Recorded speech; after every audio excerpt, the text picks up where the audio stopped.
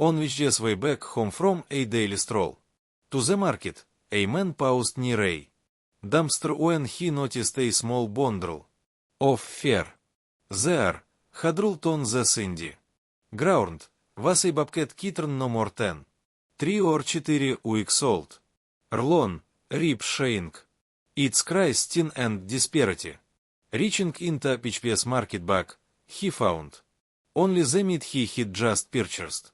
He tried to tear off the nearest strip, but the smallest piece he could manage was still far too large for such a frail creature. Carefully, he knelt and extended the meat toward its mouth. The bobcat sniffed, then sunk its teeth into the raw flesh with a strength that seemed to come from pure survival instinct. With the meat clenched tight in its jaws, the bobcat dragged it off to a hidden spot, vanishing into the shadows, and leaving the man amazed by what he had just witnessed. Years passed until one cold winter night, when something extraordinary happened on Itchlia's porch. What he discovered there would leave even the most experienced wildlife expert speechless. Before we start, hit the like button and make sure to subscribe if you haven't, and hit that notification bell so that you won't miss any new stories. IT was one of those golden afternoons that only happens in the last days of summer. The sky over our little town was washed in pale blue and the heat shimmered above the black top like a mirage. I had just come back from the farmer's market with a sack of tomatoes under one arm and a paper-wrapped parcel of meat under the other when I heard that in rasping Siri. For a rebel like me, those sounds stop you in your tracks. They cut through the home of sickness and the cheater on the porch and take you right back to the countless nights of battle feeding raccoons and bandaging wings and coaxing our friend D to drink. You learn to listen to separate the CRI of hunger from the CRI of fear. This one was both high, persistent, and disparity. IT seemed to come from behind the old diner, near the row of rusty dumpsters, where he foiled house cats sometimes. Screaming get. Most people who live around here keep looking, living as I do at the edge of the national forest. You see a lot of wildness. You come to understand that letting nature take its course is often the kindest thing. But when something small and helpless cries like that, the part of me that had spent decades rehabilitating owls with broken wings and possums hit by cars would not let me ignore BT. I set my bags down, wiped my hands on my jeans, and crept round the corner of the diner, careful not to startle whatever might be hiding there. What I saw froze me where I stood. Hermit, a tangle of discarded cardboard and weeds, huddled on a patch of sun-warmed sand, was a ball of modeled ferno, bigger than a man's hand. At first, my heart leaped. I thought it was a kitten abandoned by some carrier's owner. But as it lifted its head and bared tiny teeth at me, I saw two waves on the ears, white spots on the back of the ears like little lace, and a short tail with black bands. Its coat was tawny and spotted, the fur on the belly creamy white. It was a house cat. It was a bobcat. A wild bobcat kitten, maybe 3 or 4 weeks old, thin enough that I could see the outline of ribs beneath the fur, and hungry enough that it shook with the effort of standing its ground. I had raised bobcats before. People find them when loggers clear the forests or when hunters shoot the matter and leave the kittens irreverent. The first thing they always want to do is cuddle them. The second thing they do is ask if they can keep theorem.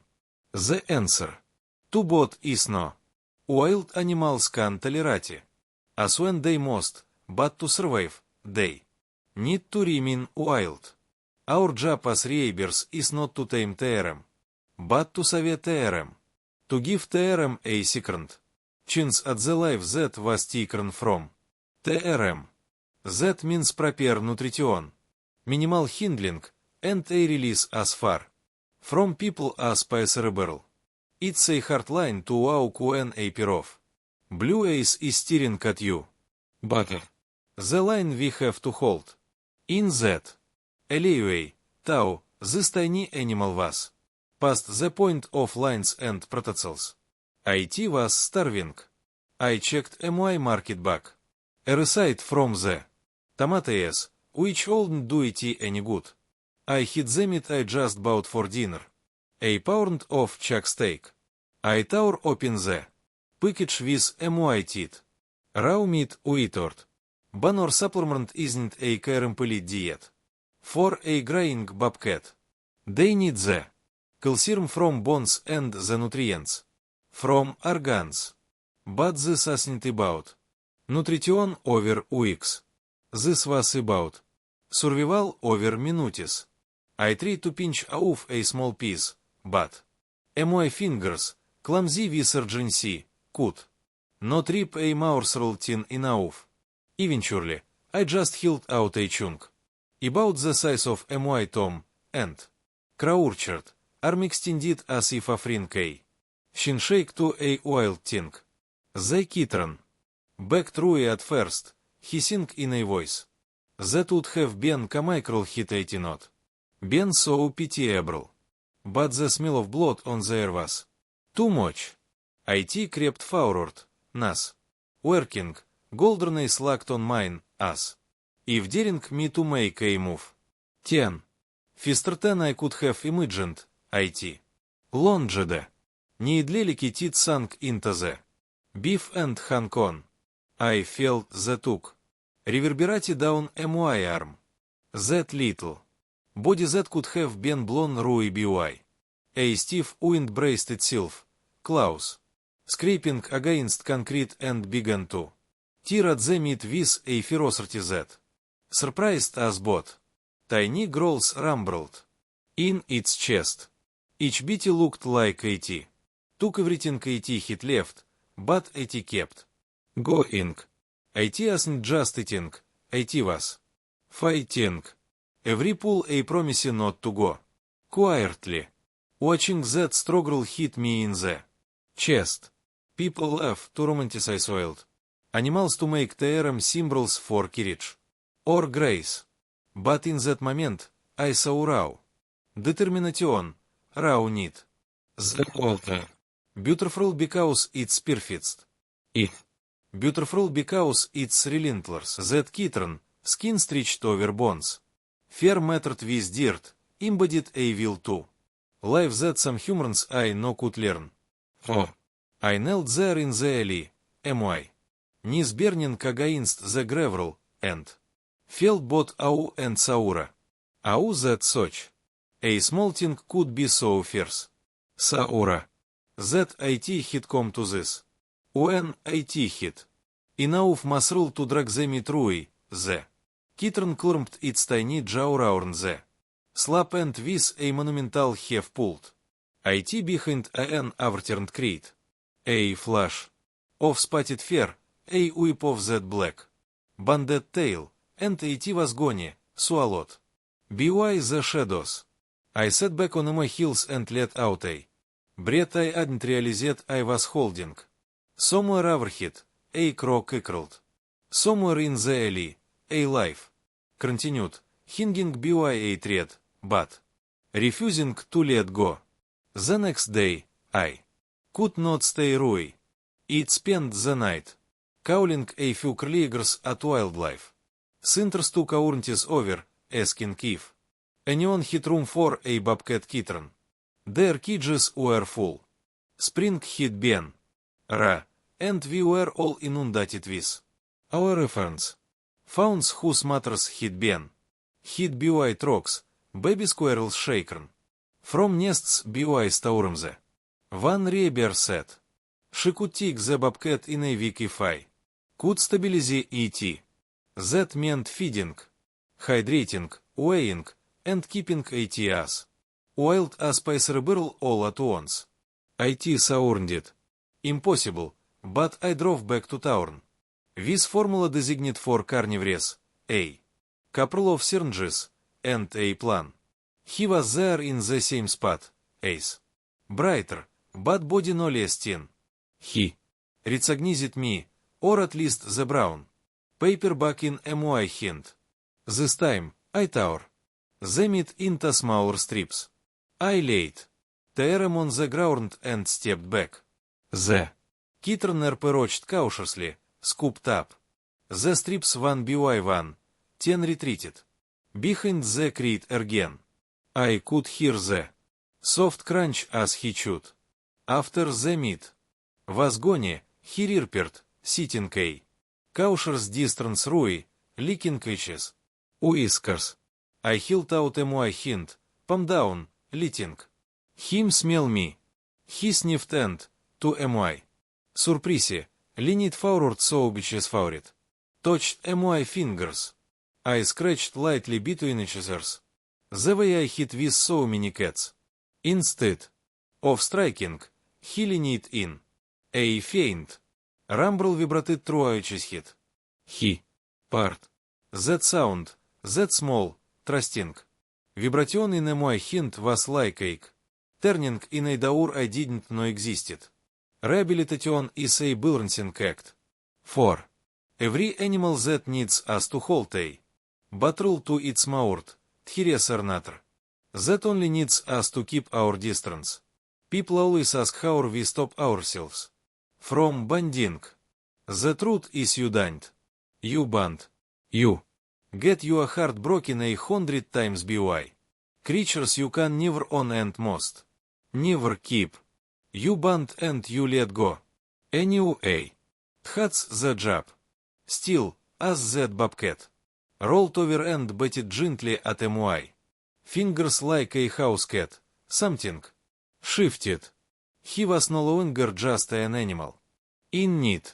He was an individual with a personality. There was mischief in each's golden eyes.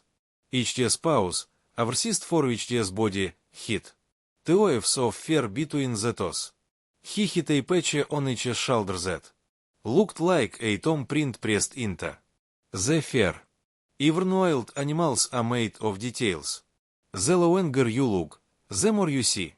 And the more you see, the more you care. I was so focused on him that I didn't hear my bearer approach until she spoke.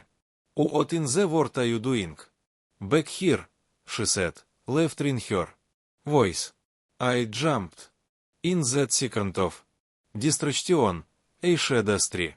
By the time I turned back, the kitten was gone. The only sign of its presence. A few grains of sand displaced by tiny pause. My bearer peered around me. Curiosity giving way to concern as she realized I wasn't joking.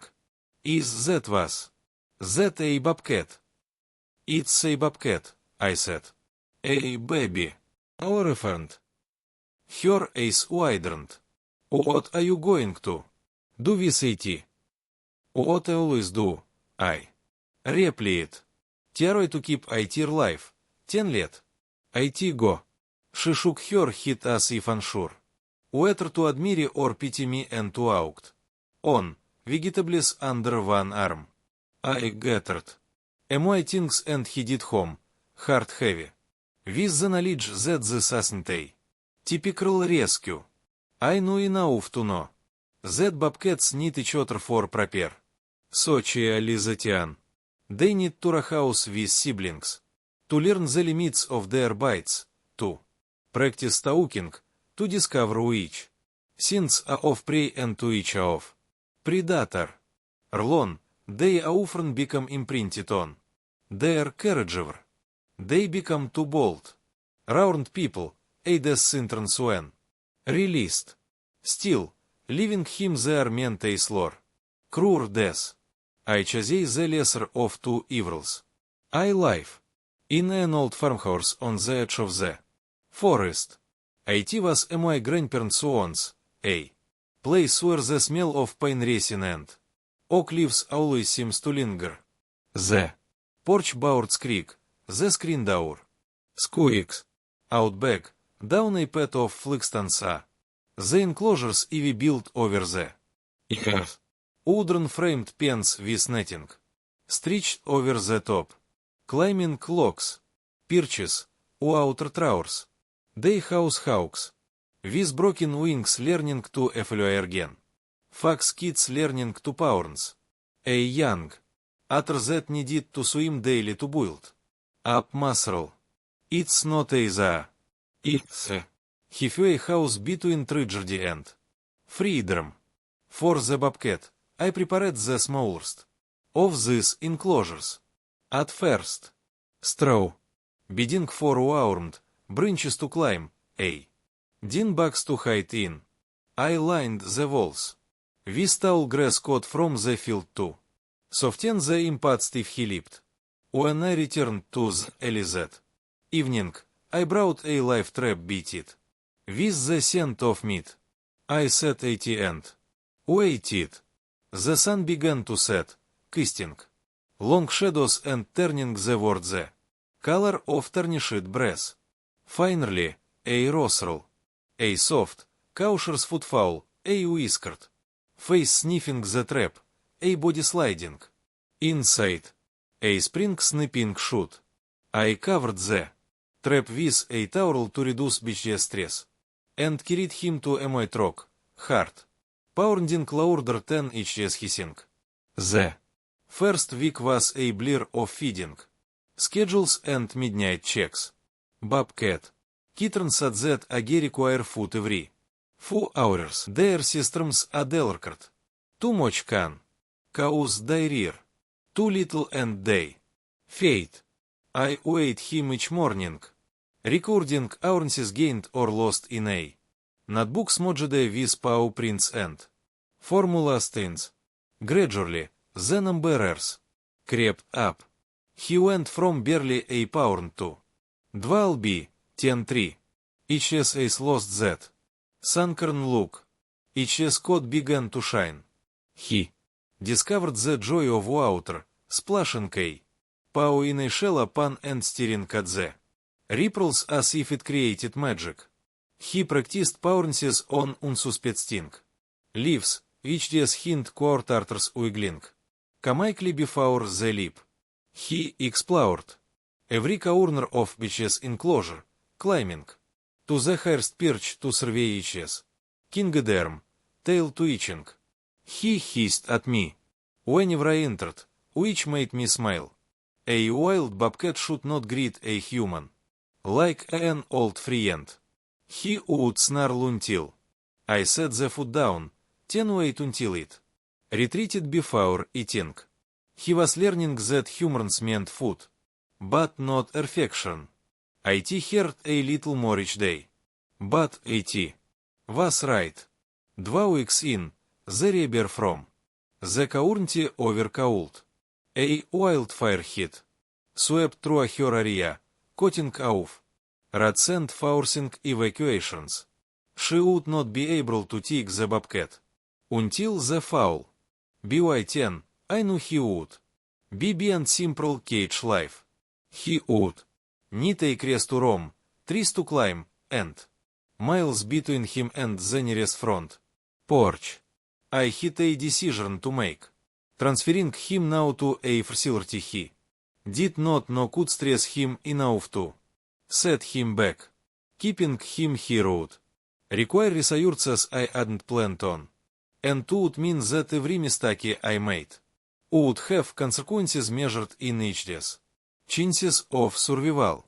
I sat on my porch that night, the sounds of the forest around me, a barred owl calling, "Who cooks for you?"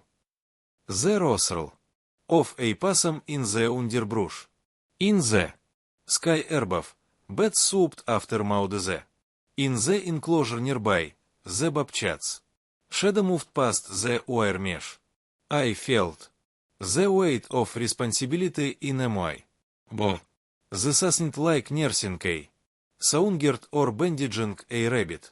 This was raising a predator destined to way up to 30 lb, to roam territories that can span miles, to take down rabbits and turkeys and perhaps even the occasional deer. This was not a pet. He would never be a pet. He deserved more than a cage.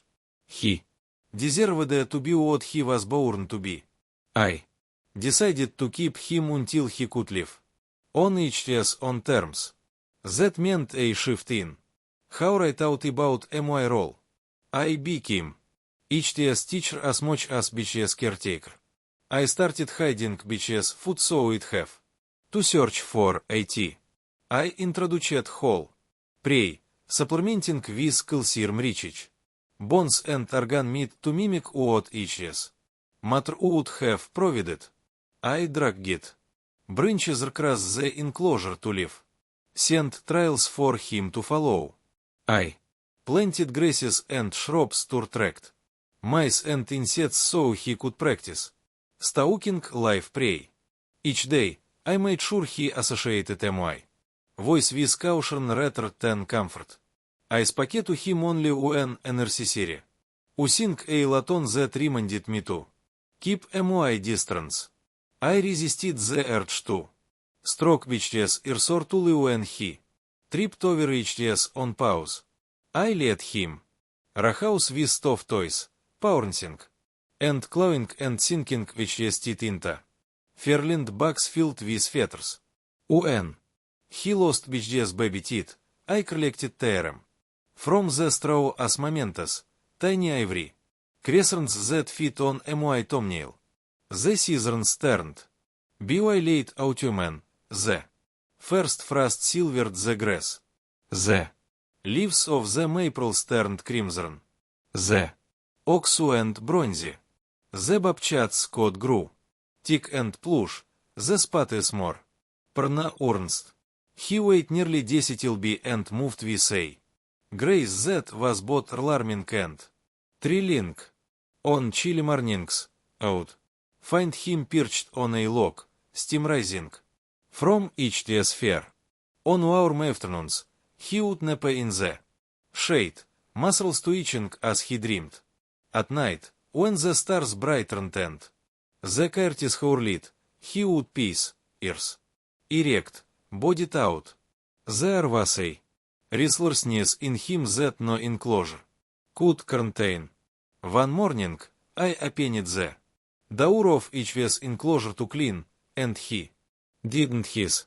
He didn't approach me either. He looked past me beyond the fence to the forest. It was as if a magnet hit turned everything about him oriented outward. I knew that the time was coming. I spent the next few weeks preparing. I called the wildlife biologist at the state agency to arrange for a soft release, a gradual introduction to the all. We selected a city deep within the national forest, far from human trials and rats, near a year-round creek and a stand of cedar for shelter. I built a transition pen there using natural logs and camouflage netting. One early morning, while the mist still clung to the valleys, I drove him to the city in a crate, my hands tied on the steering wheel.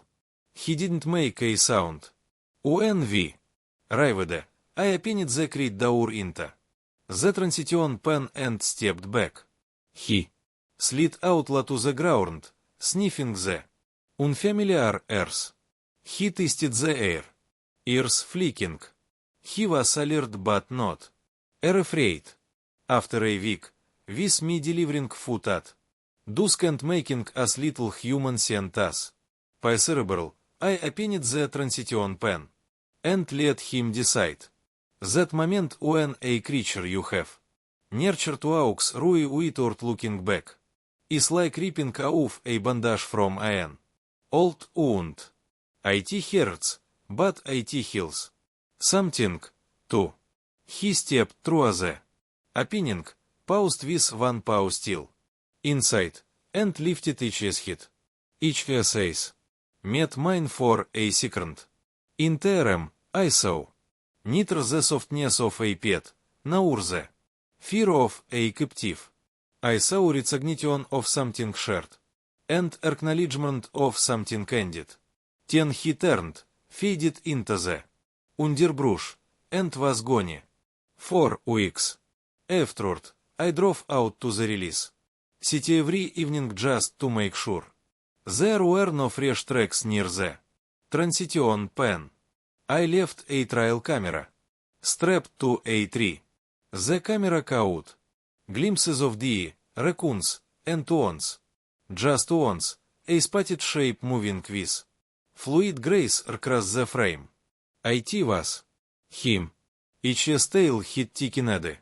Each shoulders hit broadened. He moved with confidence. It made my throat tightened to see him thrive. And yet a small, selfish part of me hoped, perhaps foolishly, that he would miss me as I missed him.